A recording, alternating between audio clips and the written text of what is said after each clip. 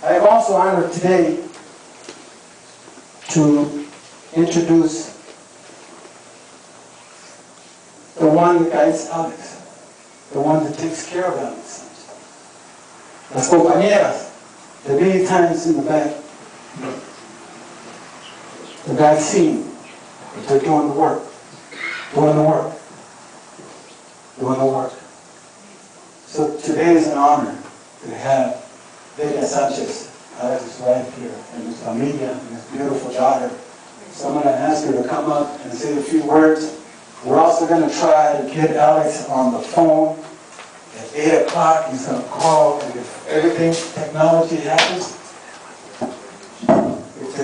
happens, we are going to have Alex call. Right? Let's give them a big round. I would like to say thanks for everyone that is here. I would like to thank Nane, to thanks Barrios Unidos for all the support they're giving him. And it's been really hard for me and the kids for everything that is going on right now. But I think it was more hard at the beginning, but now that I'm talking to him and I'm visiting him, he's the one that is telling me all the time, just be strong, and you gotta think about the kids, and we're gonna be okay. So on October 19th is his bail. We're praying that everything comes okay, and we're just staying strong. And yes, it's been really hard. It's the first time I go through this, but I think my kids and him are the ones that they keep me going. And he's going fine. He told me that he was gonna call me at La Carene, so I hope we could do something so he could say anything. He wanted to talk, like always. He's always talking. So we hope we could do this call, and I know he's gonna be really happy for me to be here. I don't travel a lot, and by myself I don't do it, but I brought my niece, my nephew, his friends, so they're helping me because I'm always getting lost. And I brought my GPS too, so so I'm doing okay. But I would like to thank everybody for all the support, and I would like to thank Nane and Barrios Unidos that I know that he started here.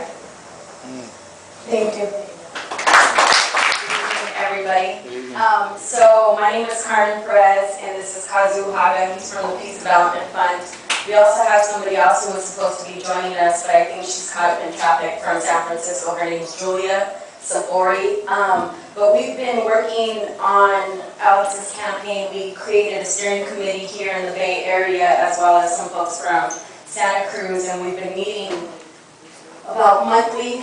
We've had several conference calls, and I'm really trying to support the work that's happening down in LA. And so one of the things that we created is a how-to guide. So for those of you who are interested in doing a teach-in or hosting some type of event for Alex, we have a whole toolkit that we can provide all of you. We also encourage you all to sign up so that we can also add you to the listserv, the wearealex.org. And a couple of things. Alex is going to be having a bail hearing on October 19th. He was actually indicted a couple months ago and was not allowed to have a fair bail hearing. And so some of us are going to be traveling to the Los Angeles area, and pretty much I'm going to allow Kazu to give you an update because I'm kind of shy.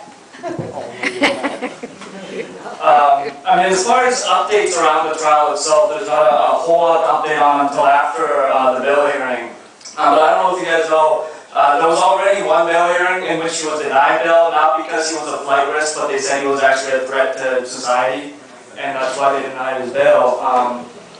You know, I got a letter from Alex not long after he got locked up, and it was in one way it was really inspiring because, you know, here was Alex, he's locked up, he's in jail, and in the letter, I felt like he was trying to inspire me and inspire all of us, even from being locked up.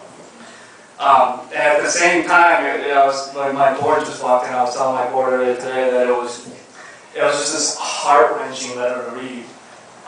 You know, it was obvious he was trying to stay strong and try to inspire me, even though I'm the one out here, but, you know, it was just, I mean, it's clear where he's at, and obviously he's not happy about that. It was, you know, it was a really hard letter to read, and I want to remind us that, you know, emphasize one of the things that Nadia was saying is that with this trial, it's not just Alex the individual that's on trial, but in a lot of ways it's the work that many of us do every day that's on trial. And if he goes down, that's a significant statement to the work that many of us in this room are doing.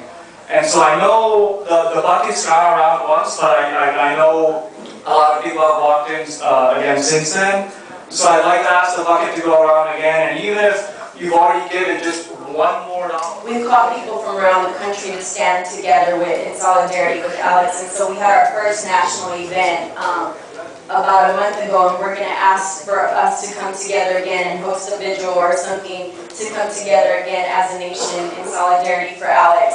And also, so a lot of the things that we have come up with is kind of like a how-to guide. What's the messaging around Alex's case, as well as the events that are hosted not only locally but also around the country, and also fundraising. It's really important. I mean, one of the things that's happening right now is that not only is his family being affected, but also a lot of people and the organization in which he worked for is being affected. And so we really want people to understand that any money that comes in is not only going to his family, but also to his case and also to assist in his organization.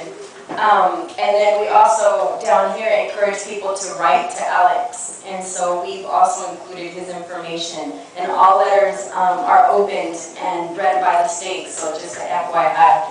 But, so this is going to go around to everyone.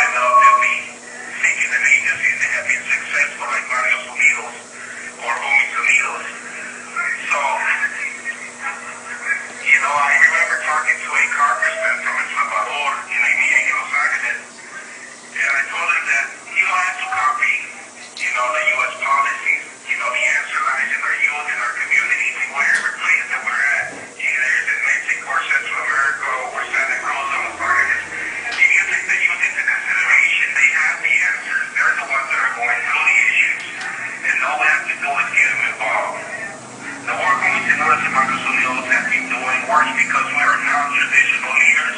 We know our neighborhoods. We know the